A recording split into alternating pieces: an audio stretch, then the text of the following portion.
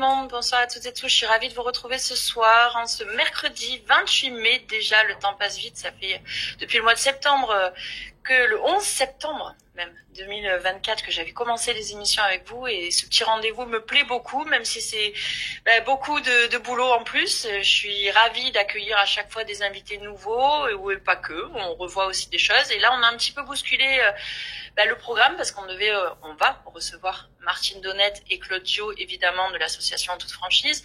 Mais on a aussi, j'ai souhaité faire passer Adnan Azam ce soir. Vous allez connaître un petit peu la raison, parce que comme Youssef Indy, il s'est mis dans les commentaires, Sam Léo, merci. Bonsoir tout le monde, bonsoir Caroline.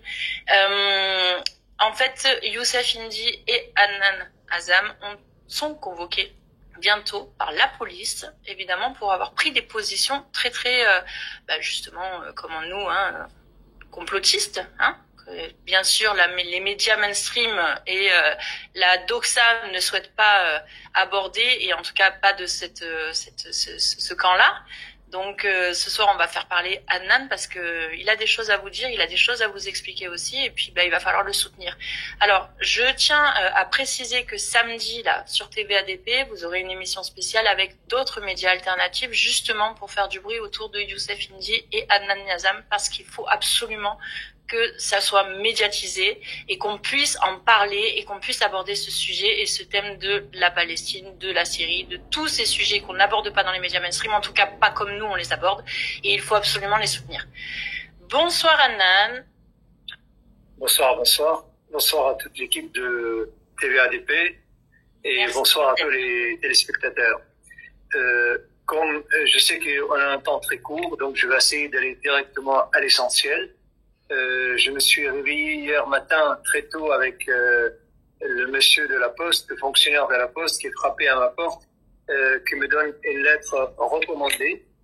Et quand j'ai ouvert la lettre recommandée, j'ai vu que c'est une convocation par la police judiciaire, la police antiterroriste. Enfin, là, c'est comme si mon cœur faillit s'arrêter, parce que c'est très désagréable, c'est absolument pas du tout digne d'un pays comme la France de recevoir sans cesse ce genre de courrier, et surtout quand on connaît notre propre parcours. Moi, je suis né en 57, j'ai fait mes études de droit à Damas, j'étais en prison la première fois de ma vie en 1976. 1976, c'était à Abu Dhabi, parce que j'ai parlé de pétrole, les pétroles arabes volés par les Anglais. Voilà. Après, la deuxième fois, c'était en 78, parce que je parlais de la démocratie en Syrie. Et la troisième fois, c'était en 2021, et là, c'était pas la prison, c'était carrément un assassinat. Ils ont voulu absolument m'assassiner, parce que j'étais vice-gouverneur de ma région en Syrie, et j'ai essayé de combattre la corruption et la malversation. La quatrième fois, c'était le mois d'avril 2024 à l'aéroport Charles de Gaulle. Et je me suis trouvé entre les mains d'une dizaine de policiers armés jusque dents, qui m'ont noté, poussé dans leur véhicule, m'ont mis en prison et m'ont mis en garde à vue pendant 24 heures. 3 fois d'interrogation, et je suis sorti le lendemain exactement au bout de 24 heures de détention. Et sans aucun mot d'excuse, juste sur un simple dénonciation, que quelqu'un m'a entendu faire l'apologie du terrorisme.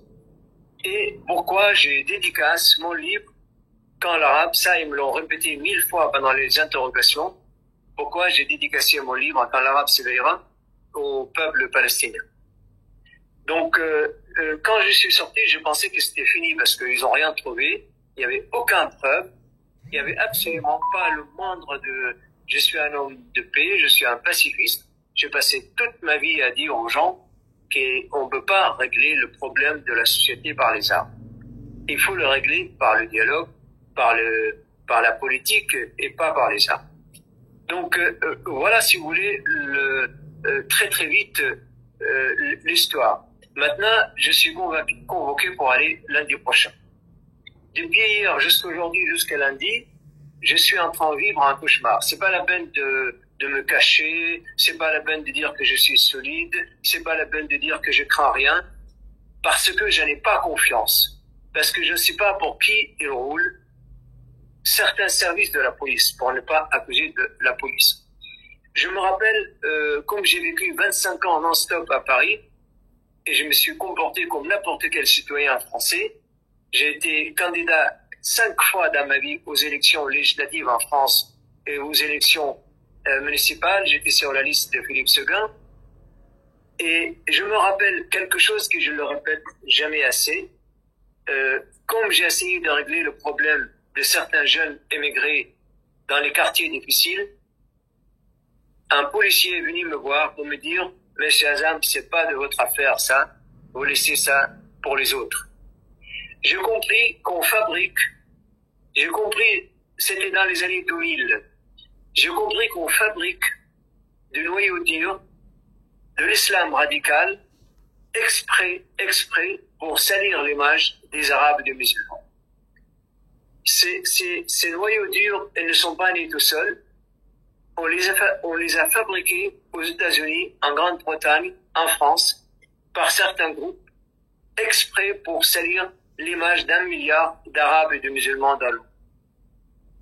Et aujourd'hui, plus que jamais, quand on écoute les médias en France, on peut très facilement, même quand on fait pas de la politique, on peut très facilement détecter le malaise dans lequel, vu l'État français, la société française, c'est un véritable malaise. On n'entend que de guerre contre l'islam, contre l'islamophobie, contre les Arabes, je veux dire, absolument comme s'il n'y a que des problèmes en France.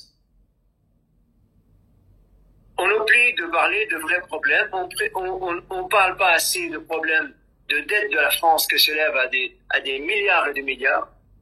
On parle pas assez de problèmes de perte de repères politiques en France. Il n'y a plus de grands partis politiques qui captent l'attention des Français, ce qui fait qu'aujourd'hui, la majorité des Français, ils savent pas vers qui tourner. Donc aujourd'hui, il faut absolument que les forces vives de la France puissent dire leurs mots, s'adresser aux institutions pour qu'on arrête ces gens de passe-droit, de mettre à la main sur des hommes et des femmes comme moi, qu'on a quand même un CV honorable dans la vie. Moi, je suis conseiller au Prud'homme en France. Je suis décoré chevalier de l'Ordre national des mérites. J'étais président et je suis toujours d'une très grande association qui apporte du bien à la République française. Pourquoi étoffer la voix de quelqu'un comme moi, comme Youssef Indy, comme les autres, qu'on est super positif pour la France? Or, il y en a des milliers des gens qui méritent d'être en prison, mais qu'on ne les met pas. Ce n'est pas une bonne politique de prendre des gens bien comme nous. Parce que l'image de la France, moi je suis suivi par des milliers de personnes à l'étranger, en Syrie, au Liban, dans les Émirats arabes, à Abu Dhabi, en Algérie. Quand j'ai écrit sur ma page Facebook, vous pouvez aller voir. Quand j'ai écrit, je suis convoqué par la police, les gens ils veulent pas croire. Mais dans quelle France on vit?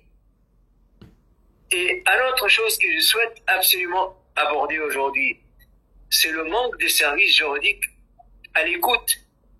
Quand j'appelle un avocat, il faut 1 semaine pour pouvoir parler avec lui, une 2e semaine pour qu'il négocie avec moi le prix, et là, pendant ce temps-là, je serai mis en prison et il n'y a pas d'avocat. Donc voilà, si vous voulez, vraiment un très raccourci, le message que je souhaite passer ce soir.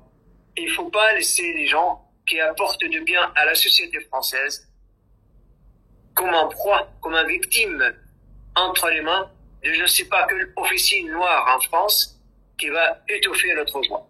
Voilà, si vous voulez, vraiment en 2 mots ce que j'ai envie de dire en cette très peu de temps que vous m'avez accordé, et je vous remercie de fond de cœur, et je remercie toute l'équipe de TVA-DP.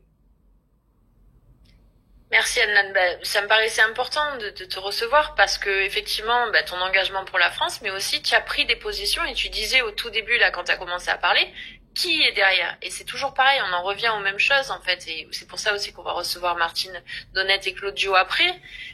En fait, il y a une captation des richesses, des pouvoirs en France, clairement. Comme tu disais aussi aux États-Unis, en Angleterre, mais bon, à la limite, ça les concerne, je dirais, on se recentre un peu sur la France. Et finalement, des discours qui sont pas dans la doxa, qui sont pas dans le narratif officiel, et qui dérangent parce que tu es suivi, parce que il y a beaucoup de monde derrière toi qui connaît aussi tes positions et ton combat depuis tant d'années. Et finalement, oui, tu poses problème, en fait, pour ces personnes-là. Aujourd'hui, il faut mettre dans la tête que l'image de la France à l'étranger a changé 300%, 3 milliards % depuis il y a 30 ans, il y a 40 ans, les gens rêvaient de venir en France. Aujourd'hui, les gens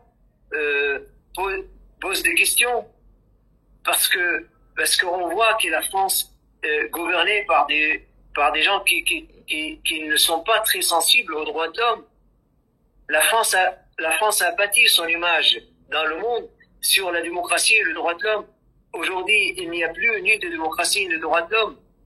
Quand on parle pas de la cause palestinienne en France, ça veut dire c'est très négatif pour la France. Il faut laisser déjà on n'est pas très nombreux. Si vous voulez étouffer notre voix, si vous voulez nous interdire de parler, c'est très négatif pour la France. On est absolument, si vous faites une étude par des cabinets spécialisés, vous allez voir, vous devez nous payer de l'argent pour notre travail. Or, vous nous mettez en prison. C'est absolument, je veux dire, est-ce que c'est ça l'image de la France? Aujourd'hui, le monde entier parle d'un gifle de président de la République. C'est quand même, il faut essayer d'équilibrer. Il faut essayer de changer le cap. La France a un héritage extraordinaire dans le monde. Il faut pas le brûler. Il faut laisser les gens s'exprimer. Et je reparle encore qu'on a besoin d'un service juridique, des avocats qui sont pas des commerçants, qui sont capables de défendre les gens comme nous. Mais Adnan, je vais aller plus loin même, je vais oser. C'est pas qu'on ne veut pas parler de la Palestine ou autre, c'est que il y a clairement un parti pris pour Israël et la doxa, mais ça m'appartient et c'est moi qui le dis. Il y a clairement un parti pris pour Israël et si on va à l'encontre de ça ou qu'on ose poser des mots comme génocide, comme épuration ethnique, Gaza, ce qui se passe en ce moment, depuis un an, même 2 mois maintenant, en fait, c'est tout de suite, on est taxé d'antisémite, d'extrême droitiste, de tous les noms et en fait, ce n'est pas possible.